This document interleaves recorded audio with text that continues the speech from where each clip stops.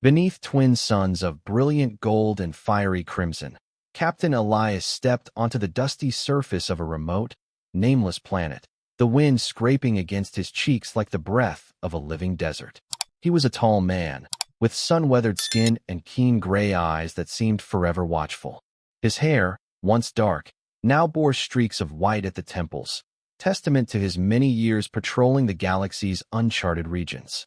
His ship, the Wayfarer, stood behind him like a silent sentinel, its hull pitted with scars from countless adventures. He had come here for what he believed would be a routine smuggling exchange, arranged through coded messages and delivered with hush-hush urgency. Yet, from the moment he landed, something felt different, as though the swirling dust and the shimmering light spoke of secrets older and more powerful than any black market trinket. Captain Elias, a self-proclaimed lone wolf, was used to ignoring such feelings. He had survived too long and seen too much to trust an unexplainable sense in his gut. Yet, as he approached the abandoned station before him, half buried by drifting sands, the prickling at the back of his neck refused to subside. Jagged metal protrusions, once part of a robust docking bay, lay twisted and broken upon the ground. A series of battered corridors stretched beyond that ruined entrance, leading deeper into shadows that flickered ominously. Perhaps it was only the station's ghostly silence, or perhaps it was the faint hum of energies unknown. One thing was certain, though. This world, orbiting twin suns whose lights revealed every blemish on the battered station, held a secret that would soon change his life forever. Stepping inside, he felt the temperature drop. The corridors were cooler, lit sporadically by sputtering lamps that cast trembling shadows. Sheets of metal hung from the ceiling, crumpled by some recent violence. Captain Elias, with every step, crunched over broken glass and scraps of machinery. He took care not to make noise, though that proved almost impossible. The place felt abandoned, yet he remained alert, hand never straying far from the blaster at his hip. In the flickering gloom, a single door at the end of the corridor caught his attention. It was half open, the mechanism destroyed. A faint glow seeped from the gap, like a candle in the heart of emptiness. He approached with caution, body pressed flat to the crumbling wall. The faint glow grew stronger, revealing that the chamber beyond might still have power. The door's jagged edges had parted just enough for a slender figure to squeeze inside. Elias paused, listening intently.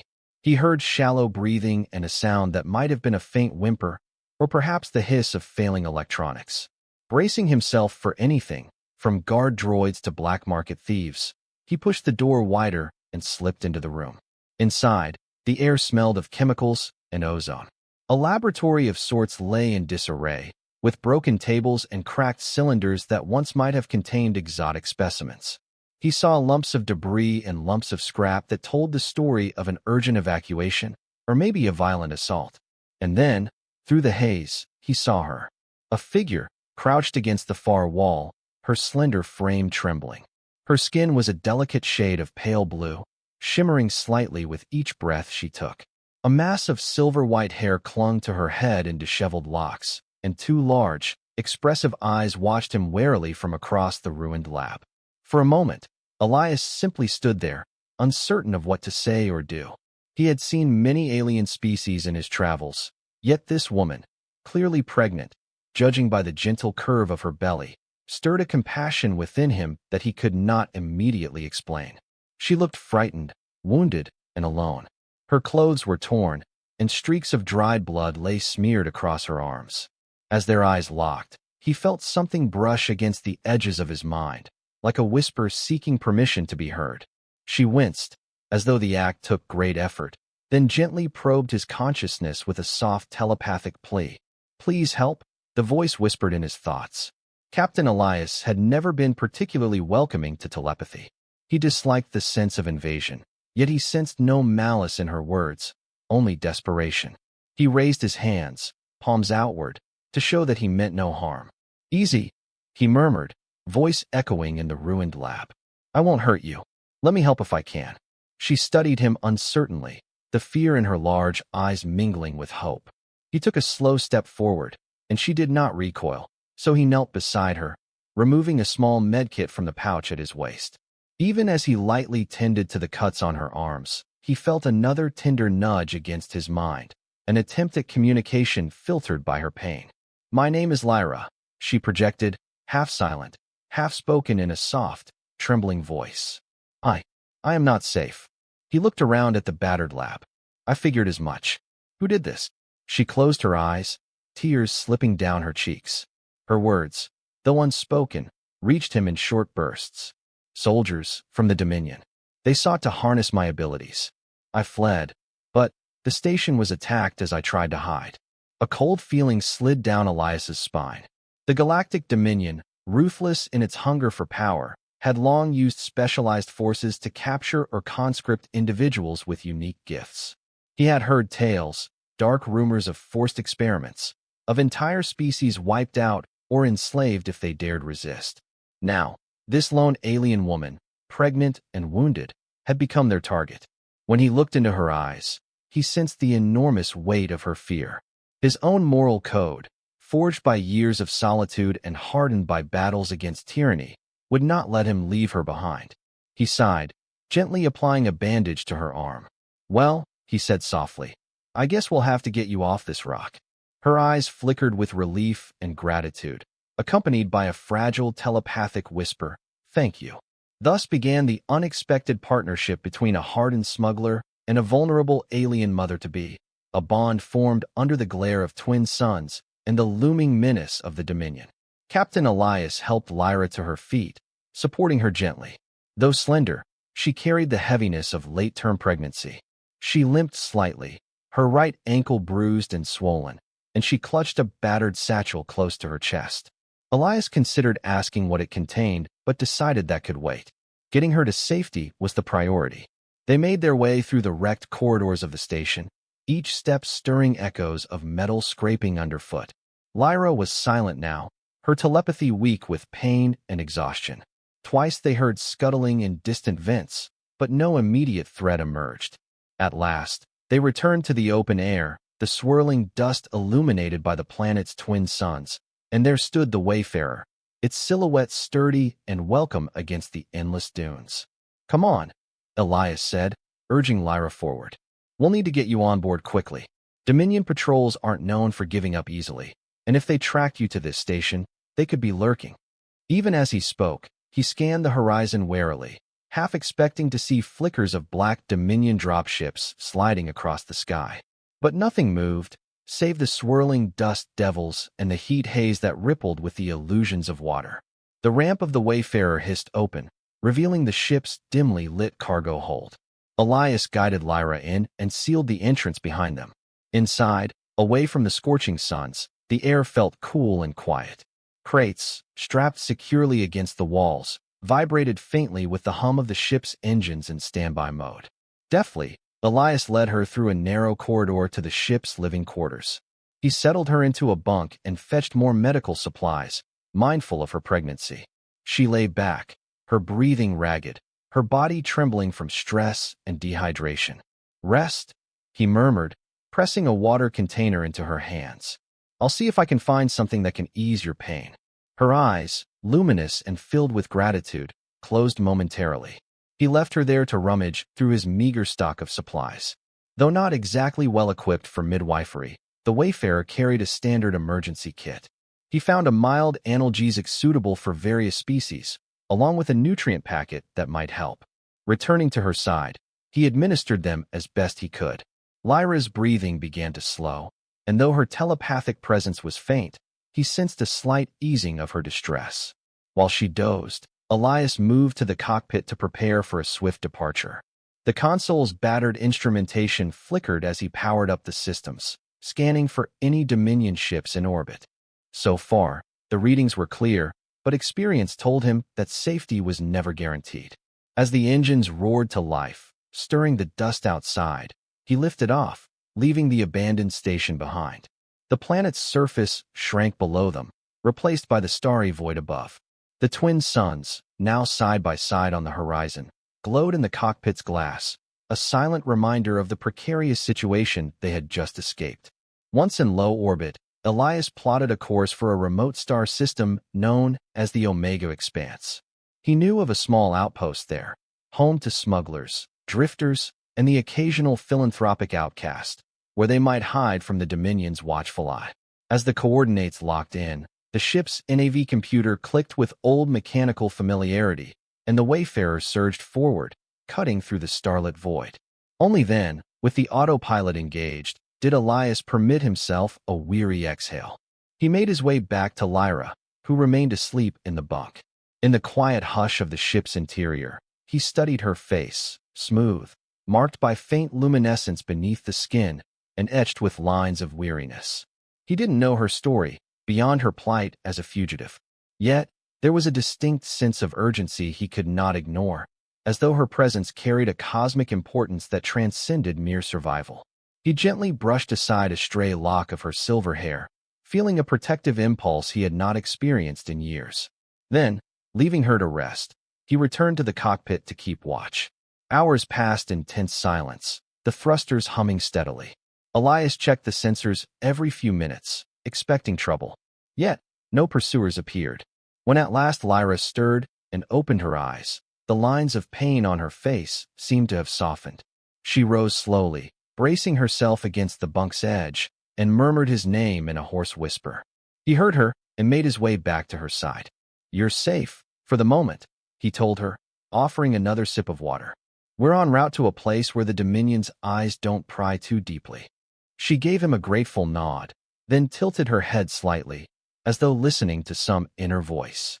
Carefully, she placed her hands upon her belly, and a gentle telepathic echo reached Elias's mind. It was not just Lyra's presence that brushed against his consciousness, but something else, something small and full of potential, almost childlike in its curiosity. "My children," Lyra said quietly, speaking out loud now. "They sense your kindness. They trust you." A soft smile touched her lips. "They are special, though the Dominion wishes to use them." He felt a rush of warmth at her words, though it was accompanied by cold dread. If Dominion forces wanted these unborn twins, they must be powerful indeed. "Well," he said, trying to sound confident, "they won't get their hands on them, not if I can help it." And at that statement, he felt another gentle flutter in his mind, as though the unborn children reached out in gratitude. The sensation was profoundly moving, a wordless acceptance of him as their defender. Elias cleared his throat. He wasn't used to such intimate connections, let alone unborn telepathic alien children placing their trust in him. "Try to rest," he told Lyra. "We still have a few days before we reach the Omega Expanse. We'll figure out our next move there." She nodded and leaned back, eyes drifting shut, but not before her lips formed a silent thank you. The hum of the engines lulled her back into a fragile sleep. Elias lingered, feeling the protective bond that now tied him to this mother and her unborn offspring. It was not a responsibility he had asked for, but it was one he could not deny. In that moment, he realized that the trajectory of his life had irrevocably changed. Days later, the Wayfarer emerged from hyperspace into the Omega Expanse, a sector of the galaxy known for its scattered asteroids and hidden outposts.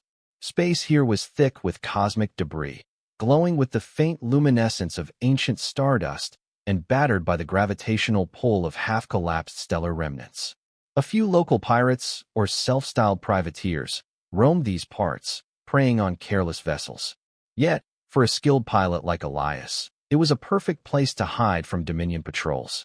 At the edge of the expanse lay a small planet, half-wreathed in swirling turquoise clouds. An outpost known as Rift's Haven clung to its outer hemisphere, a ramshackle settlement that served as a trading post for those who preferred to remain anonymous. Elias guided the Wayfarer through pockets of turbulence, scanning for the old docking hub. He found it near a jagged canyon, where landing platforms jutted like precarious shelves from the rocky cliffside. As the ship settled onto a platform, Elias felt a mixture of relief and trepidation. Rift's Haven was not known for its hospitality. It was a place where loyalty could be bought, sold, and traded again in the span of a single day. He hoped to find a medic who could help Lyra through the final stages of her pregnancy, someone discreet enough to avoid Dominion entanglements. Lyra, meanwhile, was resting in the cabin, her contractions becoming more frequent. Each time they peaked, Elias sensed the children's telepathic signals, quickened with a mixture of excitement and anxiety. He gathered what few credits and valuables he had, strapped on his blaster, and lowered the ramp. A gust of dusty wind assaulted him as he exited onto the platform. Above, the sky churned with turquoise clouds, whipped by fierce upper atmospheric currents. Below, the canyon's walls glowed faintly from bioluminescent fungi, which fed on mineral-rich runoff. He took in the scene, then looked back at the ship. He would have to leave Lyra aboard while he found help. But that made him uneasy. Yet, risking the rough crowds of Rift's Haven with her in tow was far worse. Elias made his way into the settlement. Rusted neon signs flickered above crooked walkways. The stale odor of old machinery clung to the air, mingling with pungent smoke from the shanty town's many open-fire grills. Individuals of countless species drifted through the makeshift corridors, some tall and reptilian, others short and furred, a few so wrapped in cloaks that not even their eyes showed. The chatter was subdued, the stares wary, and every so often, a suspicious gaze would land on Elias before moving on. He had been here before, a long time ago, though the place had changed little. Mistrust was the local currency, second only to greed. He pressed through the narrow streets to a dingy cantina whose sign read, "The Torn Parallax." Inside, the air was thick with smoke and the clamor of conversation. He approached the bar, staffed by a one-eyed barkeep with mottled orange skin. The barkeep gave him a suspicious once-over. "I need a medic," Elias said without preamble. He placed a few credits on the counter. Discreet, skilled, and able to handle, alien pregnancies. The barkeep, whose single eye gleamed in the dim light, gave a raspy chuckle. "You sure you're in the right place, friend? Not many around here handle that kind of problem without a hefty price." The barkeep glanced at the credits, then tapped a long, clawed finger on the counter. "Double that amount, and maybe I'll point you to someone who won't sell you out to the highest bidder." Elias suppressed a scowl. He placed additional credits, most of what he had, on the bar. "Fine. Now talk." The barkeep scooped them up, then beckoned Elias closer. "You'll want to talk to Dr. Carillus. She runs a small clinic in the old salvage yard, beyond the east walkway. She doesn't ask questions if you pay enough." Leaning in, the barkeep added, "But be warned, rumors say Dominion agents have been snooping around. Some claim they're offering bounties for certain fugitives. Might be wise to lay low." Elias nodded grimly. The mention of Dominion agents confirmed his fears. "Appreciate the tip," he muttered. He left the cantina with a heavy heart. If Dominion scouts were here, or inbound, it would not be long before they caught wind of an unusual pregnant alien. But there was no turning back now. Lyra needed help, and time was running short. Making his way to the salvage yard, he passed rows of corroded ship hulls, stacked precariously among heaps of twisted metal. A handful of laborers rummaged through the debris, salvaging parts. At the far side, a low structure of patched steel and composite panels bore a crudely painted sign, a red cross with alien symbols scrawled beneath. Elias stepped inside, bracing himself for anything. He found a cluttered interior filled with medical equipment, some modern, some ancient, all battered. Tanks of unknown fluids bubbled in a corner, and half a dozen cots lined the walls, occupied by various injured or ill patients. At the center, perched on a stool, was Dr. Carillus, a tall, willowy figure with scaled skin of shimmering green, her eyes hidden behind tinted lenses. She wore a stained lab coat, and as Elias entered, she looked up with brisk curiosity. "You don't seem wounded," she noted, her voice low and oddly musical. "But you carry an air of urgency. What do you seek?" "My friend," Elias said carefully, "is pregnant, alien, and needs specialized care. I have credits, not much but enough, I hope, and I need your discretion." Dr. Carillus tilted her head, the tinted lenses reflecting the fluorescent lights overhead. "An alien pregnancy, you say? How close to term?" "Very. She's had contractions, possibly days, or even hours away from giving birth. She's unique, and we can't risk attention from the Dominion." Elias studied the doctor's face, searching for signs of greed or treachery. "I can pay you half now, half after." Dr. Carillus rose from her stool, setting aside a scanning device. "I see. Normally, I'd require a full upfront deposit, but you seem genuine. Perhaps we can help each other. Bring her here, and I will do what I can to ensure a healthy delivery." Elias tensed, eyes narrowing. "I'd prefer you come to my ship. It's safer there." less chance of prying eyes or unscrupulous folk interfering. The doctor hesitated. That complicates things. I have equipment here, but if you insist, I can prepare a portable kit. It will cost extra. He gritted his teeth, thinking of his nearly depleted credits. Yet, for Lyra's safety, it was worth the sacrifice. Fine, he said at last. Grab what you need and follow me to the docking platform. We'll do this on the Wayfarer. Without further protest, Dr. Carillus gathered an assortment of medical tools, scanners, sterile gloves, nutrient infusions, and half a dozen vials of specialized medication. She placed them in a reinforced case, then nodded to Elias. Together, they slipped out of the salvage yard, navigating the dusty corridors back to the landing platforms. Elias kept a hand near his blaster, eyes scanning every corner. Perhaps it was merely paranoia, but he could not shake the feeling that invisible watchers lingered in the shadows. At last, they reached the Wayfarer. Elias ushered the doctor inside, then sealed the hatch. In the bunk area, Lyra lay propped up on pillows, her breathing shallow, her face contorted by pain. She looked up as they entered, eyes bright with both relief and worry. Dr. Carillus wasted no time, setting up her portable medical kit on a nearby surface. I have not treated many of your species, she told Lyra, her voice calm and professional. But I understand xenobiology well enough. We must proceed carefully. Lyra offered a small, pained smile, then glanced at Elias. He sensed her telepathic words brushing against his mind.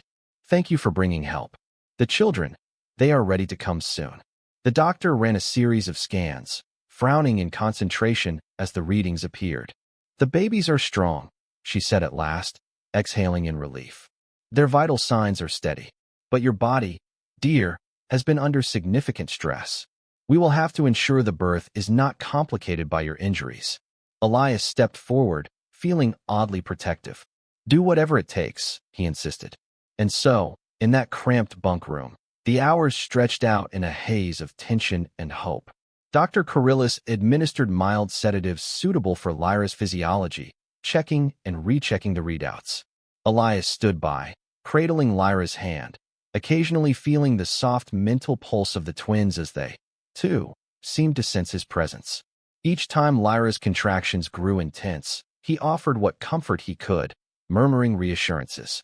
Meanwhile, the doctor worked with swift efficiency, ensuring that mother and children remained stable. Outside, the settlement bustled, ignorant of the small miracle unfolding aboard the battered smuggling vessel. Every so often, Elias ventured to the cockpit to run a quick sensor sweep, verifying that no Dominion ships hovered near the planet. For the moment, all was quiet. The only danger lay in the rumor mill of Rift's Haven, which could at any time pass along information to the wrong ears. At last, Dr. Carillus gave a firm nod. It's time, she announced. Lyra, I need you to push. Tears glistened in Lyra's eyes, and she reached for Elias's hand. He squeezed gently, feeling her telepathic presence fill his thoughts with flashes of determination, fear, and love. She gasped, straining, as the first of the twins made its way into the world. Moments later, a wailing cry filled the cabin. Elias stared in awe at the tiny, blue-skinned infant that Dr. Carillus gently cradled. The child's eyes were tightly shut, but the faint glow of its skin illuminated the doctor's hands. Within seconds, Elias felt a telepathic ripple of wonder ripple through his mind, an innocent, newborn presence discovering existence. Hush, little one, Dr. Carillus murmured, cleaning the baby with practiced motions. She carefully handed the newborn to Lyra, who wept silent tears of joy. Elias blinked rapidly, swallowing a lump in his throat. He had never felt such a surge of protectiveness. But the birth was only half complete. The second child arrived soon after, with another cry, a softer, more quavering sound, as though uncertain of this new, bright world. Again, that wave of telepathic sensation caressed Elias's consciousness.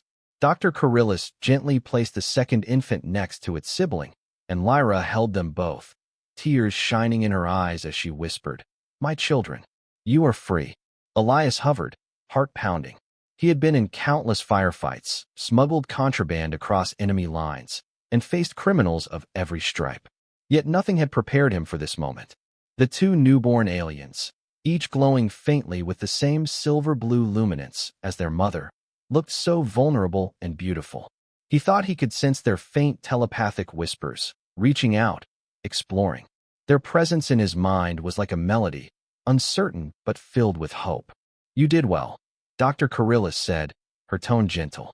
She administered a final injection to help Lyra's body recover, then ran scans over the newborns, verifying their health. "They seem stable, though they will require special nutrients." "I have them," Lyra managed, her voice quavering with exhaustion. She gestured to the battered satchel she had guarded so fiercely. Inside, formula and extracts. Elias felt a swell of admiration for her. Even in her flight, she had prepared for her children's survival. He carefully helped Dr. Carillus clean up the area, disposing of medical waste in a sealed bag. Once they finished, the doctor turned to him. "I've done my part," she said. "The mother and children are healthy, given the circumstances. But with the Dominion searching for them, they won't be safe here. You should leave, quickly." Elias nodded, handing over the last of his credits. "Thank you, Doctor. You've done us a great service." She accepted the payment, her gaze lingering on the newborns with unguarded tenderness. "I wish I could do more, but I must remain here. Take care of them, Captain, and good luck." With that, Dr. Carillus departed into Rift's Haven, the portable kit under her arm. Elias sealed the ship's hatch behind her, then returned to Lyra's side. She lay cradling her twins, her face aglow with the light of motherhood. The babies slept now, each wrapped in a blanket Elias had scrounged from his storage lockers. A peaceful hush filled the cabin. "We need to get off-world," he said softly. "Once the news of an alien mother and newborn spreads, someone will inform the Dominion. I guarantee they'll send a patrol, or worse." Lyra nodded, her expression resigned yet resolute. "I know. Let's leave at once. I trust you to keep them safe." Her children stirred, tiny arms stretching, and once more Elias felt their telepathic presence, subdued but curious. He wondered what kind of future awaited them. Would they be forced to hide forever, or might they one day stand as symbols of resistance against Dominion oppression? He pushed those thoughts aside. For now, all that mattered was getting them somewhere safe. Sliding into the pilot's seat, Elias powered up the Wayfarer's engines. The thrusters whined, shaking the hull, as he eased the ship upward from the rickety platform. Through the viewport, Rift's Haven disappeared behind swirling turquoise clouds. Once they cleared the atmosphere, he set course out of the Omega Expanse. He chose a circuitous route, weaving through asteroid fields and cosmic debris to mask their trail. Only after they were well beyond scanner range did he punch in new coordinates, a region of neutral space rumored to offer sanctuary to exiles. He glanced back at Lyra and the twins, who remained secure in the bunk area. Lyra's eyes were closed, but he knew she was not asleep, merely focusing on the comforting telepathic bond with her newborns. He felt a pang of protectiveness so strong it startled him. He had spent so many years wandering the galaxy alone, forging a solitary path. Now, the thought of these three beings under his care kindled a fierce determination. Yet, their journey was far from over. Over the next weeks, they traveled from one remote sector to another, forever staying a step ahead of Dominion forces. Twice they narrowly avoided interception. Once upon exiting hyperspace near a trade station, where Dominion frigates had established a checkpoint, and another time while skirting the border of an outlaw system controlled by warlords sympathetic to the Dominion. Elias relied on cunning, false transponder codes, and the advice of old contacts who still owed him favors. Each evasion left him more exhausted, but the children's well-being drove him onward. Lyra, recovering steadily, spent much of her time tending to the twins, feeding them nutrient extracts, and cradling them with gentle words in her native tongue. She rarely spoke aloud, preferring to communicate telepathically with her babies in soft, soothing waves of emotion. Elias sometimes caught snippets of those mental lullabies, hauntingly beautiful, echoing in the back of his mind. He felt a strange sense of comfort, even in the darkness of space, whenever those whispers drifted through his consciousness. During quiet moments, Lyra shared more about her past. She came from a peaceful star system known as Kisher, where her people had lived in harmony with the planet's biosphere for centuries. Gifted with telepathy, they communicated not only among themselves, but also with certain fauna that thrived on Kisher's lush forests. They used their abilities primarily for healing and nurturing, never for violence. When the Dominion learned of their powers, they invaded, driving the Kishari to flee or submit. Lyra escaped, but not without witnessing the destruction of her homeland. She carried not only her unborn twins, but also the collective grief of her people. Elias listened, moved by her sorrow. He could only imagine the heartbreak of losing an entire world. Yet, he sensed that her children, with their inherited abilities, represented hope, a chance for the Kishari legacy to survive. "We will find a new home," Elias assured her one evening, while they sat in the cockpit, watching stars slip by. The twins were asleep in a makeshift cradle behind them. Lyra looked at him with tentative hope. "I promise, I'll do all I can," he vowed. And in that moment, he realized he meant every word. Finally, a tip from one of his few trusted contacts led them to a hidden moon orbiting the gas giant Arcturon. This moon, unnamed on official charts, was rumored to harbor a secret colony of refugees, aliens and humans alike, who had banded together to resist Dominion oppression. Its existence was shrouded in secrecy, protected by stealth technology and the cunning of those who had long lived in the shadows. Elias carefully guided the wayfarer through Arcturon's swirling storms, descending into the moon's thin atmosphere. The surface was a patchwork of rocky craters and craggy mountains, illuminated by the faint glow of the distant sun. At first, they saw no sign of civilization. Then, at the coordinates provided, they found what appeared to be an abandoned mining facility. A single beacon flashed intermittently. Setting the ship down near a gaping cavern, Elias powered off the engines. He and Lyra exchanged glances. The twins, snug in their blankets, watched with wide, curious eyes, faint telepathic whispers dancing between them. If this hidden refuge existed, it could be the sanctuary they needed. If it was merely a trap, they would be in terrible danger. Gathering his courage, Elias opened the hatch. The moon's atmosphere, thin but breathable, stung his lungs with cold dryness. He stepped onto gray, cracked soil. Lyra followed, holding one child, while Elias gently cradled the other. A cautious voice inside him urged them to remain near the ship, but the flickering beacon drew them forward, toward the cavern's dark entrance. They ventured inside. The cavern walls gleamed with veins of some mineral that sparkled faintly in the dim light. After several meters, the path took a sharp turn, and they came upon a hidden doorway set into the stone. A camera lens whirred, focusing on them. Elias braced himself, half expecting armed guards to emerge. Instead, a soft hiss of hydraulics sounded, and the door slid open to reveal a chamber bathed in pale illumination. They entered, hearts pounding. Inside, they found a modest settlement carved into the rock, makeshift rooms connected by narrow corridors, illuminated by glowing crystals and jury-rigged lamps. The air carried the scent of cooking fires and recycled oxygen. Startled faces peered at them. Humans, reptilian bipedal creatures, a group of tall amphibious beings, and others from species Elias did not recognize. A hush fell as they noticed the blue-skinned mother and her newborn twins. Then, from the crowd, a robed figure approached, humanoid in form, with elongated features and kind eyes. He raised a hand in a peaceful greeting. "Welcome," he said, voice echoing gently. "I am Aramis, one of the founders of this refuge. We have heard rumors that a Kishari mother sought sanctuary. We offer you safety, if you come in peace." Lyra's shoulders sagged with relief. She gave a slight bow. "Thank you," she managed to say, her telepathic tone weaving sincerity into her words. Elias, too, felt hope-stirring. Perhaps their search for a haven had finally ended. Aramis gestured for them to follow. The crowd parted, watching with curiosity. "We live away from the eyes of the Dominion," he explained as they walked deeper into the settlement. "Our numbers are few, but we protect one another. We share resources and knowledge." He glanced at the infants, who gazed back with wide, dark eyes. "Your children will be safe here." Lyra fought back tears. Elias noticed that the twins seemed oddly calm, as though they sensed this place was free of malice. For a moment, he let himself exhale a breath he'd been holding for weeks. They were shown to a small chamber with a pair of simple beds, carved from the rock and lined with fabric. Aramis explained that they could remain as long as they wished, so long as they helped contribute to the community's upkeep.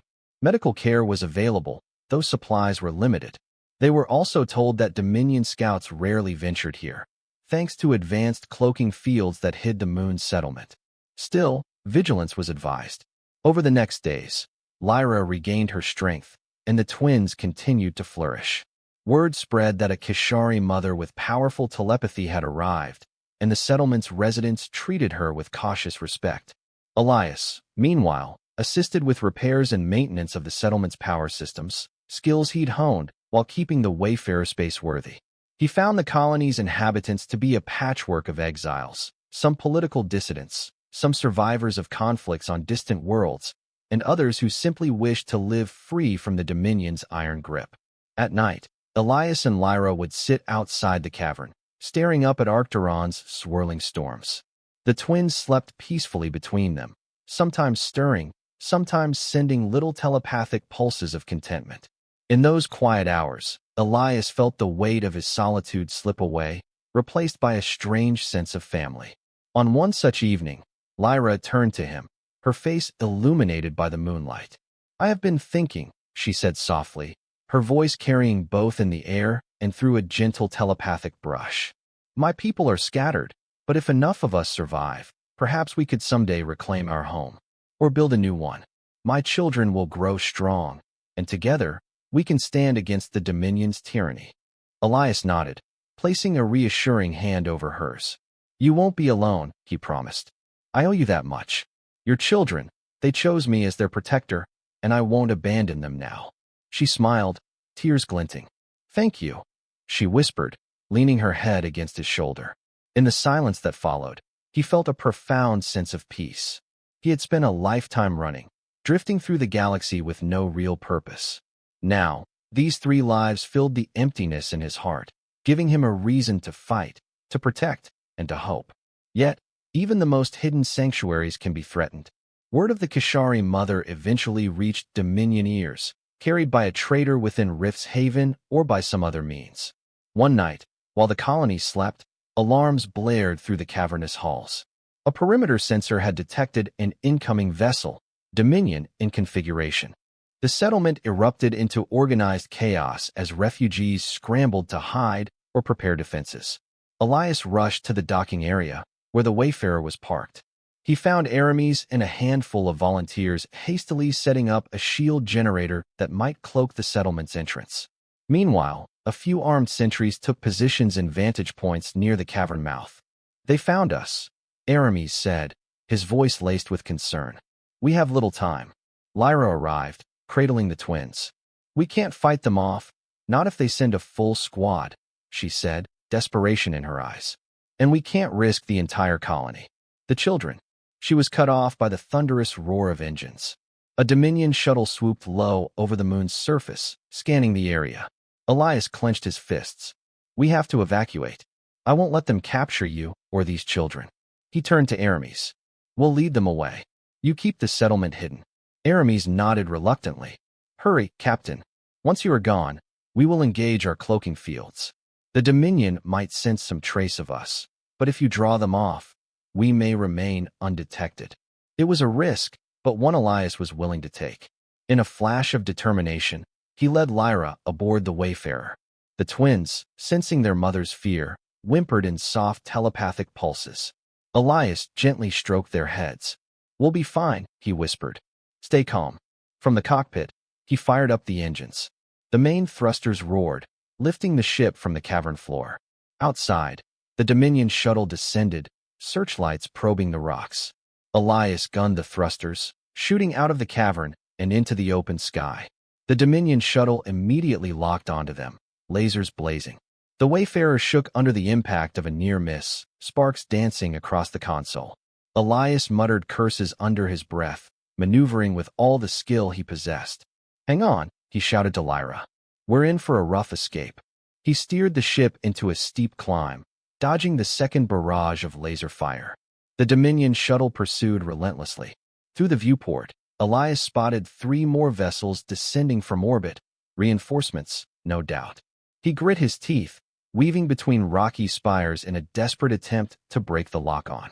The Wayfarer's engine strained, but they responded to his commands, zigzagging through the treacherous terrain. At last, he pulled free of the atmosphere, pushing into the darkness of space. The Dominion ships followed, forming a blockade near orbit. "We'll have to jump to hyperspace," Elias growled, punching coordinates into the NAV computer. "But we need a clear line of escape." A sudden alarm blared. Missile lock. Elias threw the ship into a corkscrew spin, the missile streaking past by mere meters. The hull rumbled with the shockwave. Lyra clutched the twins, shielding them with her body, her face pale. Yet, through the swirling chaos, Elias sensed her telepathic resolve, bolstering him with calm confidence. The children, too, reached out in their own small way, projecting raw courage that mingled with Elias's racing thoughts. He tapped a rapid sequence on the console, unleashing a burst of chaff to confuse the Dominion sensors. Then, seizing the moment of confusion, he angled the Wayfarer for a short hyperspace jump. The NAV computer beeped readiness, and with a final yank of the controls, Elias punched it. Stars stretched into lines of light as the Wayfarer tore into hyperspace, leaving the Dominion blockade behind. For a moment, the ship rattled, as though refusing to believe they had truly escaped. Then, calm returned, and the cabin's lights stabilized. Lyra, breathing hard, stared at Elias with tear-filled relief. "We did it," she whispered, hugging the twins close. He allowed himself a small, weary smile, though his muscles still trembled with adrenaline. "For now, but they'll keep hunting us." His gaze drifted to the star map overhead. "We need a final refuge, somewhere the Dominion can't follow." Lyra closed her eyes, reaching inward. When she opened them, she spoke quietly. "I remember stories of a place called Veritha's Vale, a region of space filled with ion storms and anomalies, nearly impossible to navigate. My people believed it might hide a safe realm, beyond the reach of tyrants." Elias glanced at the star map. Indeed, Veritha's Vale was a legendary stretch of cosmic fury, rumored to swallow ships whole. "It's a risk," he admitted, "but it might be our only chance." His fingers danced across the console, plotting a course. The ship's computer balked at the request, displaying warnings of dangerous anomalies. But Elias pressed on. With a deep breath, he engaged the drive, forging ahead through the swirling vortex of hyperspace, determined to reach this rumored haven. Lyra and the twins needed somewhere permanent, a sanctuary where the Dominion's claws could not rend them apart. And, deep in his heart, Elias realized he needed it too, a place to finally belong. The journey to Veritha's Vale took them through uncharted paths, each hyperspace jump more precarious than the last. The Wayfarer's hull groaned under the stress. Plasma eddies flashed across the sensors, forcing Elias to make constant micro-adjustments. During lulls in the turbulence, he and Lyra spoke in low tones, planning their next steps. On one such occasion, Lyra set a gentle hand on his arm. "I never truly thanked you for saving me, or for protecting my children," she said, eyes shimmering. "You risked your life, your freedom, everything." "What?" He paused, searching for an honest answer. "I guess, somewhere along the line, I forgot what it felt like to care about something more than credits or survival. But when I saw you, alone and pregnant, hunted by the Dominion, I knew I couldn't turn away. And your twins, they reached out to me in a way I can't explain. I just knew I had to protect them." Her lips curved into a grateful smile. "They chose well," she whispered, tears slipping down her cheeks. In that moment, Elias felt a warmth that transcended mere gratitude, a bond that seemed forged in destiny's fire. A sudden jolt interrupted them. The ship's alarm blared, and the lights flickered. They had entered the outer edge of Veritha's Vale. Swirling masses of ionized gas blotted out the stars, crackling with lightning that danced through space. The NAV computer beeped frantically, data screens flooding with warnings. "Strap in," Elias called, heart pounding. "This might get rough." Lyra hurried to secure the twins in a safety harness.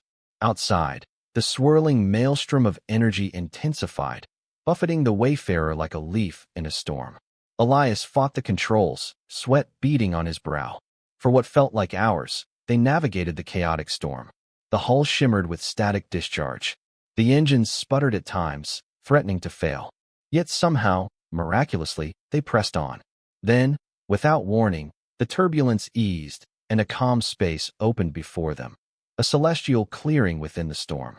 Elias stared in disbelief as the sensors began picking up readings. A stable pocket of normal space, shielded on all sides by the raging energies of Veritha's veil. And there, at the heart of the clearing, floated a small, Earth-like planet, shimmering in the faint glow of a pale star. It was a paradise of lush green continents and shimmering oceans, untouched by the Dominion's reach. "We made it," Elias breathed, scarcely believing his eyes. Tears glistened on Lyra's face. "It must be the place my people spoke of. A hidden world, hidden even from time." Gently, Elias guided the wayfarer into orbit, scanning the surface. No Dominion signals, no signs of civilization, no advanced technology. Just a pristine, living world. A hush fell over them, broken only by the faint coos of the twins. Lyra leaned forward in her seat, her eyes shining with hope, and the children's telepathic presence swelled with wonder. "Let's land," Elias said, a trembling excitement in his voice. "This might be your new home." They descended through wisps of clouds, the atmosphere tinted gold by the alien sun. Below, emerald forests stretched beyond the horizon, broken by sparkling rivers and rolling hills. They found a flat clearing near a waterfall that tumbled into a lake of crystalline water. Setting the ship down gently, Elias powered off the engines, heart hammering. He and Lyra stepped outside, holding the twins, and breathed in the planet's crisp, clean air. The sun's warmth caressed them, and the distant roar of the waterfall echoed through the peaceful valley. A swirl of alien birds took flight from a nearby grove, their plumage iridescent in the soft light. For a long moment, none of them spoke. The children's wide eyes reflected the verdant beauty, and even the hum of telepathic energy felt calm, attuned to the gentle rhythms of this hidden sanctuary. Lyra dropped to her knees, tears flowing freely, pressing her hand against the soft grass. Elias knelt beside her, placing a comforting arm around her shoulders. He felt the twins' mental voices, whispering with innocent wonder, as though greeting the land itself. It was a place untouched by war or cruelty, a haven beyond the Dominion's grasp. "Welcome home," Elias murmured, voice thick with emotion. Lyra looked up at him, her expression radiant. "Yes, home," she agreed. She cradled her children, who gurgled softly, and a smile broke across her face, a smile of genuine peace, the first he had seen on her lips. Elias thought of all they had endured, of the battles yet to come, and of the unstoppable might of the Dominion. But in this moment, surrounded by the lush serenity of an undiscovered world, he believed that perhaps, just perhaps, hope was stronger. They spent the days that followed exploring the vicinity, ensuring the environment was safe. The children reveled in the fresh air, their telepathic presence brightening by the hour, as if the planet itself nourished their abilities. Lyra discovered new plant life that reminded her of Kisher, and she coaxed small creatures from the underbrush with gentle mental whispers. Elias, though still watchful, felt some of his wariness slip away. For once, he could rest. In time, they established a modest camp near the waterfall. The wayfarer stood by as a trusty vessel, should they ever need to venture off-world. But for now, they had everything they needed: clean water, abundant wildlife, and the promise of a life free from oppression. Lyra's health flourished, the twins grew stronger, and Elias found himself part of a family he had never anticipated. One quiet evening, beneath the glittering expanse of unfamiliar stars, Elias reclined on the grass with Lyra beside him, the twins nestled in soft blankets. Fireflies danced among the reeds near the water's edge, weaving glowing patterns that sparkled like gems. A gentle breeze carried the scent of flowering vines. Lyra turned her gaze upon Elias, eyes reflecting starlight. "You've given us more than protection," she said softly. "You've given us hope, a future. I can never repay you." He shook his head, smiling. "You've given me something, too, a reason to believe in tomorrow. I was lost in this galaxy, drifting without purpose. Now, I have a family, a place to protect." She leaned closer, resting her head on his shoulder. The twins, sensing their mother's contentment, stirred with soft murmurs, their mental bond washing warmth over Elias's thoughts.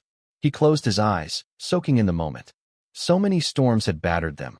So many dangers still lurked beyond the veil. But here, in this secluded paradise, they had carved out a sanctuary. And for as long as the universe allowed, they would live free, guided by the shared love that now bound them.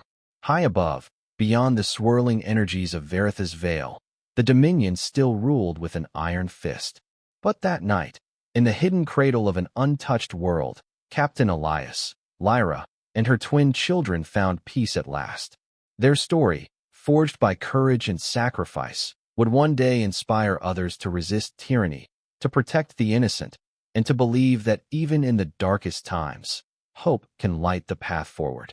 And as the waterfall's music blended with the twinkling song of alien fireflies, they began their new life together, bound not by fear, but by love, and filled with the promise of a brighter tomorrow. Their new home remained a sanctuary, protected by the swirling storms of Varitha's veil. Over the years, the children thrived, their telepathic gifts blossoming in the nurturing environment, guided by Lyra's gentle wisdom. Captain Elias, once a lone smuggler wandering the galaxy, found himself a father and guardian, forging a humble yet content life on that hidden world. Each morning, the family awakened to the soft glow of the alien sun. Each evening they drifted to sleep beneath a canopy of stars that owed allegiance to no empire.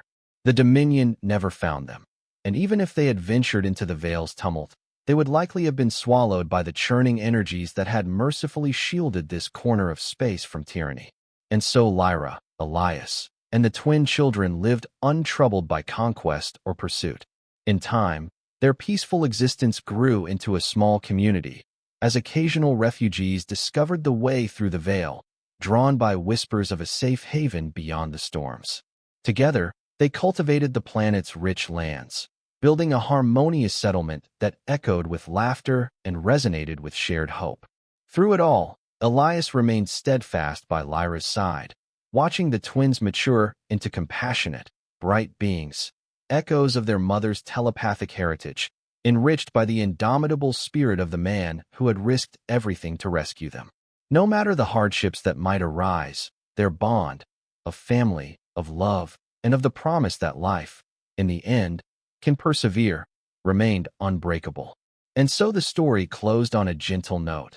The final pages marked by the knowledge that, in some distant corner of the galaxy, beneath unfamiliar stars, and beside the song of a cascading waterfall, a once lonely captain, a Kishari mother, and her two remarkable children found their forever sanctuary. Their past trials became distant echoes, remembered only as a testament to the courage and sacrifice that had brought them to a world where freedom could truly blossom, ending their story in abiding peace, bound by hope and sheltered by love forevermore.